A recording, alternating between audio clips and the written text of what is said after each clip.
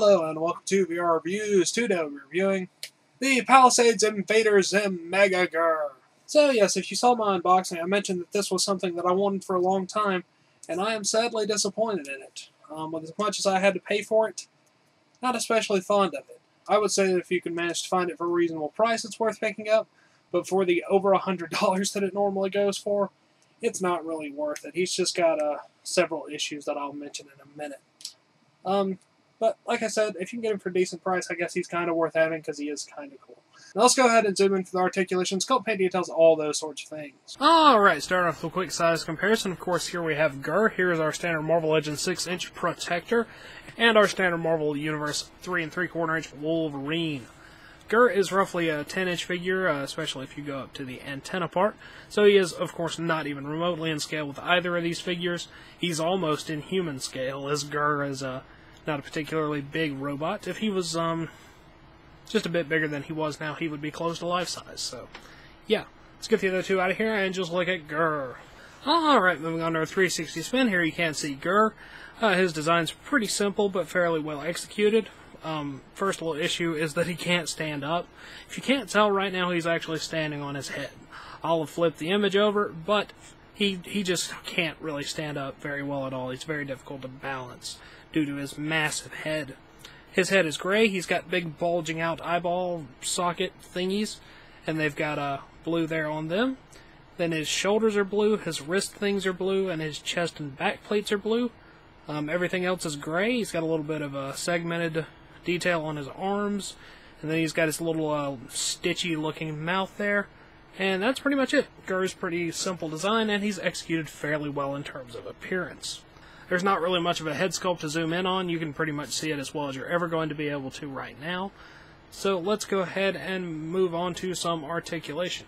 Articulation-wise, G.I.R. is pretty simple. You can see he's got his antenna up here, which you couldn't see before. That rotates around. His head's on a ball peg, so that rotates around. Goes forward and back, all that kind of stuff.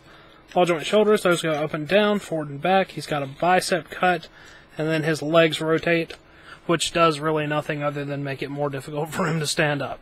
So, yeah, you're not going to really be getting a lot of posability here. Honestly, at that stage, they may as well have just made him a statue, because you really can't do much with the posing. Either way, it's something, so, yeah. Now let's go ahead and move on to some accessories. Accessories-wise, the only thing G.I.R. comes with is his dog outfit, which I'm not going to put on him, because here's another issue of this figure. This thing is ridiculously difficult to put on him, along with the fact that once you get it on him, it doesn't really look very good. It's very bulbous and just doesn't really conform to the figure very well, if you even manage to get it on him. Of course, it's green, it's got stitching here, it's a fabric. I don't really know exactly what kind of fabric, but it's almost unpleasant.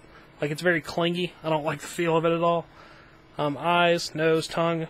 It's got the fake zipper there in the front, and then he has his actual zipper on the back.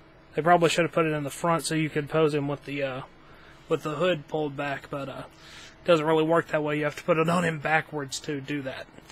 Overall, like, the suit itself looks like it would look good, but it really doesn't once it's on him. Anyway, that wraps it up for G.I.R. and all of his accessories. Let's move on to the packaging. Packaging-wise, G.I.R. comes in a pretty standard big windowed box. Invader Zim, Palisades, Nick logo there, picture of G.I.R. and Mega G.I.R. down there at the bottom. You got your big window here, of course. On the back here, you got pictures of other figures that are available, as well as Mega G.I.R. there, which they do have imposed with his hood pulled back, which, like I said, you have to put his suit on backwards to do that.